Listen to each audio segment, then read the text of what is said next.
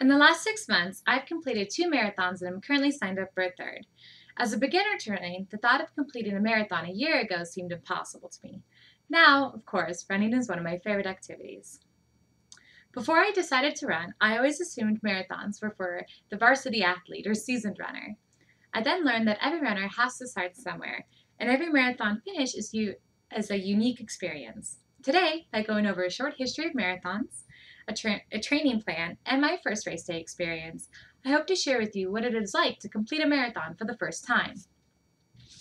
The marathon is a race rich in history and popular around the world. In 2011 in the US, 525,000 people completed a marathon. Today, a marathon is a long-distance competitive race consisting of 26.2 miles, but it started out a little different. In 490 BC, it is fabled that the first marathon was ran by an Athenian man who was running from the city of Marathon to the city of Athens to declare a victory by the Greeks over the Persian army. The Persian army was previously thought unbeatable, so the Battle of Marathon came to symbolize perseverance, courage, and overcoming insurmountable odds. The marathon was then used to describe long-distance competitive race, but the first 26.2 distance was not ran until the 1908 London Olympic Games, when the distance was changed to accommodate the distance between the Windsor Royal Palace and the Royal Viewing Box in the Olympic Stadium. Quite conceited of the British family, I would say. In 1924, the Olympic Committee then officially declared the distance of the marathon at 26.2 miles, and runners have been cursing that number ever since. Here's how to train for a marathon without being an Olympic athlete or a Greek soldier. Although the race has an epic history, training plans are surprisingly simple if you just follow them correctly. First, you need to find a plan that's right for you. Beginning training plans start easy. They start out slow and then they slowly increase your weekly mileage over the months. This is a very non-intimidating plan that reduces your risk of injury. Second, you need to buy correct running shoes. Running shoes are essential for preventing injuries for runners because different body types and running styles require different shoes. Shoe guides can be found at runnersworld.com or marathonguide.com. Next, it's important to eat a proper diet, but this does not necessarily mean dieting. Runners depend on carbohydrates for energy during long runs. This is a healthy excuse to load up on all of your favorite whole grain carbohydrates, such as pasta, rice, bread, cereals, and even pizza, sometimes. The last part of training, which is equally important, is to prepare yourself mentally for the inherent discomfort of running long distances. Marathons test not only your physical, but your mental limits, and you have to prepare yourself to fight the urge to stop and make it to the finish line. Although I followed my program and felt prepared, on race day I was so nervous because I had never actually ran a race before, and many first-time runners make mistakes that can sabotage your training. Here are some race day etiquettes and tips from Runner's World, a top athletic magazine that helped me get through my first race. First, what you eat in the morning can be one of the most important things you can do. You need to eat enough to fuel your body, but not upset your stomach during the race.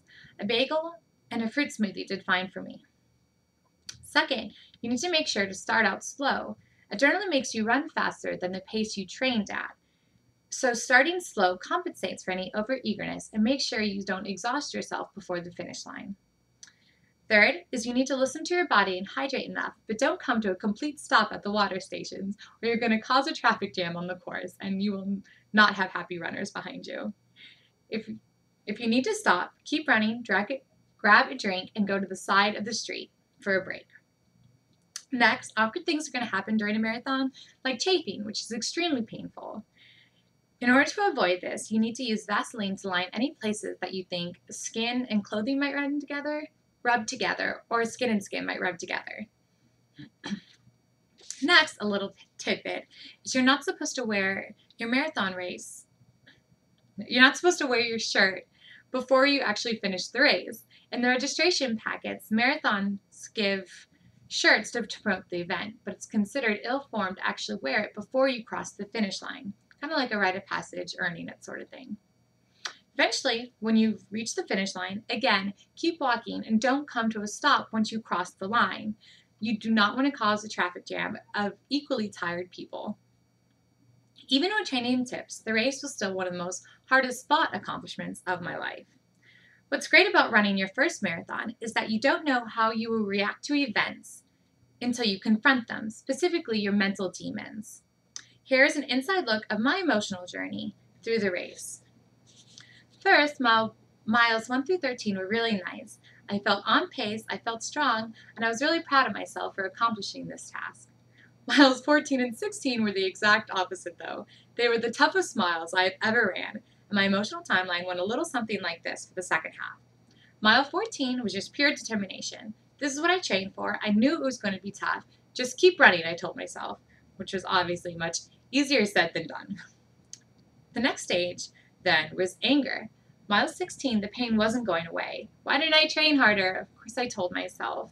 I was miserable, and I actually just wanted to yell at every person on the sideline that was screaming, "Good job," at me, because I had no idea what I was going through.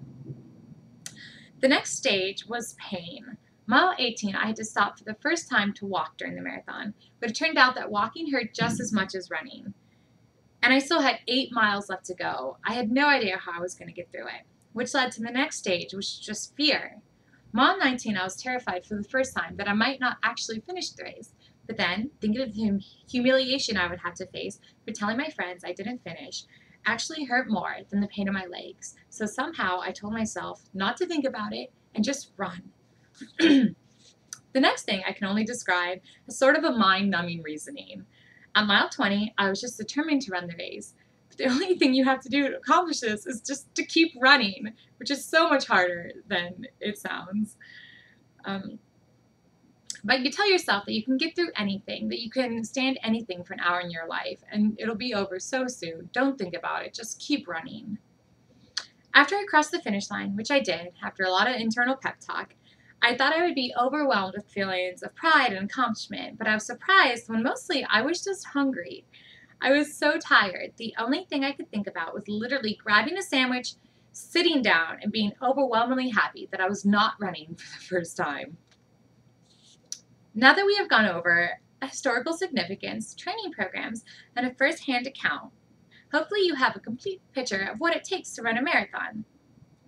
Running your first marathon might not be a fun experience, but it can definitely be a fulfilling one, if not for finishing, for the fact that you're allowed to eat so many guilt-free carbs for 5 months. Thank you.